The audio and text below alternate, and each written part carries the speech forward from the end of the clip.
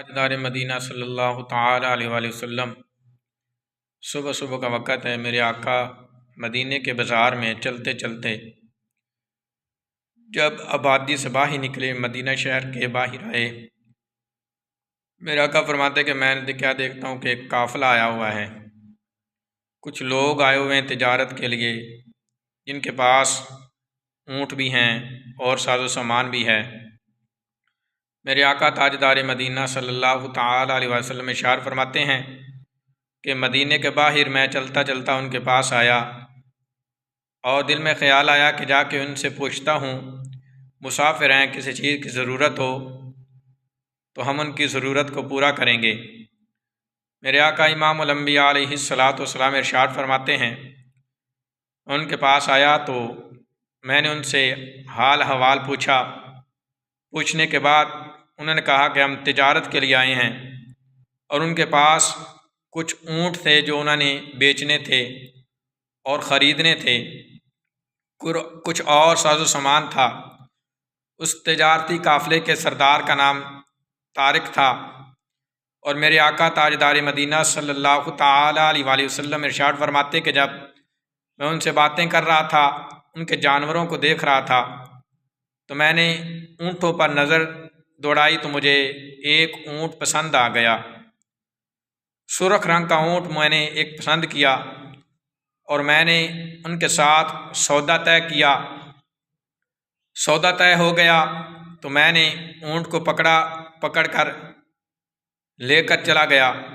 اب وہ قافلے والے کہتے ہیں کہ جب حضور تاجدار مدینہ صلی اللہ تعالیٰ علیہ وآلہ وسلم ہمارے پاس تشریف لائے، ہم نے والضحیٰ کے چہرے کو دیکھا، واللیل کی زلفوں کو دیکھا، الم نشرح کے سینے کو دیکھا۔ وہ قافلے والے کہتے ہیں کہ کوئی میرے آقا کی آنکھوں کو دیکھتا رہ گیا، کوئی میرے آقا کے سرخ ہونٹوں کو دیکھتا رہ گیا، کوئی میرے آقا کے والضحیٰ کے چہرے کو دیکھتا رہ گیا، کوئی میرے آقا جب بات کرتے ہیں تو میرے آقا کے دندان مبارک کو دیکھتا رہ گیا۔ قافلے کا سردار کہتا ہے کہ جب میرے آقا باتیں کرتے تھے تو منہ سے ایسے جیسے موتی گر رہے ہوں، اتنی میٹھی باتیں کر رہے تھے۔ قافلے کے سردار کی بیوی اپنے خیمے کا پردہ ہٹا کر دیکھ رہی ہے اور کہتی ہے کہ جب حضور تاجدار مدینہ صلی اللہ تعالیٰ علیہ وآلہ وسلم باتیں کر رہے تھے، سامنے پہاڑ پر میرے آقا کے چہرے سے نور نکل کر پہاڑ کے اوپر پڑ رہا تھا، پہاڑ روشن ہو رہا تھا۔ تو میرے آقا تاجدار مدینہ صلی اللہ تعالیٰ علیہ وسلم کہ وہ جلووں میں گم ہو گئے، میرے آقا کے پیار میں، میرے آقا کی محبت بھری باتوں میں وہ مگن ہو گئے۔ سارے کے سارے لوگ میرے آقا سودا طے کرتے رہے، ان کے ساتھ بات چیت ہوتی رہی۔ جب بات ہو گئی میرے آقا اونٹ لے کے چلے گئے۔ جب ان کو ہوش آیا کہ ہمارا اونٹ کوئی لے گیا ہے ہم سے سودا کر کے، وہ ایک دوسرے سے پوچھنے لگے وہ کون تھا جو ہم سے اونٹ لے کر چلا گیا۔ ایک کہتا ہے کہ میں نہیں جانتا، میں تو اس کے جلووں میں مگن ہو گیا تھا۔ دوسرا کہتا ہے کہ میں تو ان کے چہرے کو دیکھتا رہ گیا۔ تیسرا کہتا ہے میں ان کی آنکھوں کو دیکھتا رہ گیا۔ چوتھا کہتا ہے کہ جب وہ بات بولتے تھے تو میں تو ان کی باتیں ہی سنتا رہ گیا۔ بلا آخر سب نے ایک ہی جواب دیا کہ ہم تو اس کی باتوں میں، ان کے جلووں میں مگن ہو گئے تھے، ہمیں کچھ معلوم نہیں کہ کیا سودا طے پایا ہے اور ہم سے کتنے میں اونٹ خرید کے لے گیا ہے۔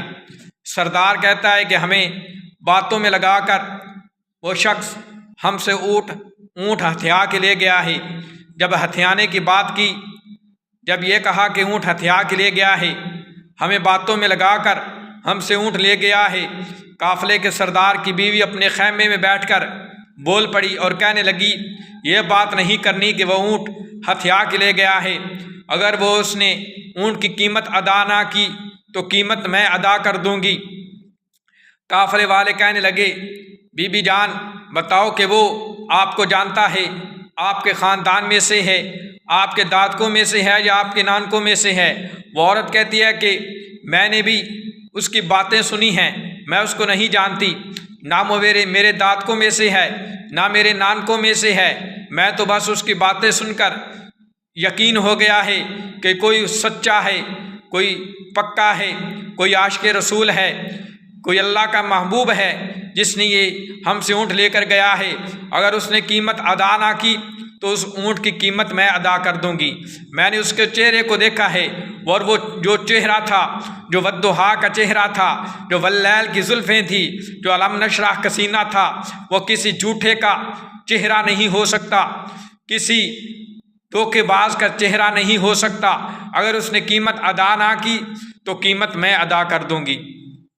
ابھی باتیں ہو رہی تھی تو مدینے کے تاجدار نے اپنے غلاموں کو کھجوروں کے ٹوکرے دے کر بھیج دیا، جاؤ جا کر یہ کھجوریں، میں ایک قافلہ آیا ہوا ہے مدینے کے باہر، ان سے اونٹ لے کر آیا ہوں، یہ ان کو کھجوریں دے آنا جتنی قیمت طے ہوئی ہے۔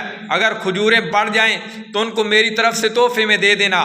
لوگ آئے، صحابہ کرام آئے، کھجوریں لے کر آئے، کہا کہ ہمارے آقا آپ سے اونٹ لے کر گئے تھے۔ وہ کہنے لگے کہ وہ کون ہے شخص جو ہم سے اونٹ لے کر گیا تھا؟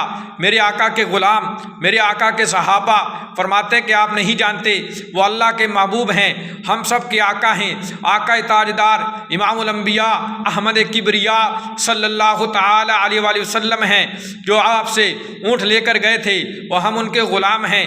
انہوں نے جو آپ کی قیمت طے پائی تھی، اس قیمت کے بدلے یہ کھجوریں دے کر بھیجا ہے، آپ اپنی قیمت پوری کر لیں، اگر بڑھ گئی تو ہم آپ کو تحفے میں دے کر جائیں گے۔